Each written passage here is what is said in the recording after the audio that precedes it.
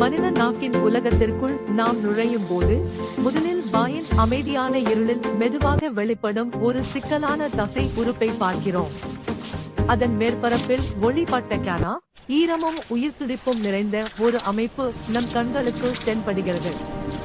முனை, உடல், வேர் என்று பகுதிகளாக பிரிந்த இந்த அற்புத உறுப்பு ஒவ்வொரு இயக்கத்திலும் தன்னுடைய துல்லியத்தையும் சிக்கலையும் வெளிப்படுத்துகிறது.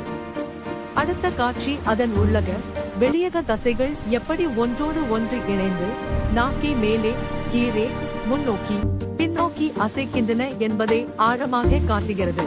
பின்பு நாம் நாக்கின் மேற்பரப்பை நெருங்கி பார்ப்போம். பற்பல வடிவங்களில் இருக்கும் பாப்பிழைகள் உயிர்ப்புடன் தோன்றுகின்றன. ஃபங்கிஃபார்ம், ஃபிலிஃபார்ம், சர்க்கம்வாலிட், ஃபோலியேட் ஒவ்வொன்றும் தனித்தனி பணிகளை செய்கின்றன.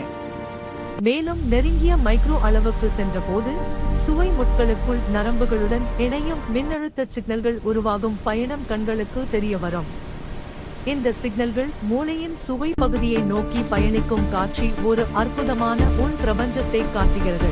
அடுத்ததாக நாக்கு எப்படி ஒலிகளை வடிவமைத்து ஒவ்வொரு எழுத்துக்கும் உயிர் கொடுக்கிறது என்பதை பார்க்கிறோம். ஒரு வெளிப்படையான கன்னத்தின் அப்பால் அதன் துல்லியமான இயக்கம் தெளிவாக தெரிகிறது.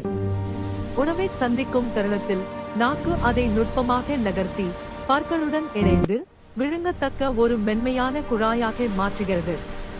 அதன் பின்னர் ஆரோக்கியமான இளஞ்சிவப்பு நாக்கும் வெள்ளை, மஞ்சள், சிவப்பு மாற்றங்களும் பக்கம் தோறும் நிற்கும் காட்சி நம் உடலின் நுட்பமான சிக்னல்களை வெளிப்படுத்துகிறது. இறுதியில் பல்வேறு நிலைகளில் இருக்கும் நாக்கின் நிலைமைகள், பூஞ்சை, அழற்சி, வரைபட காயங்கள், கருப்பு முடி போன்று தோன்றும் மேற்பரப்பு அனைத்தும் நம் உடல் சொல்லும் மௌன கதைகளாக மாறுகின்றன.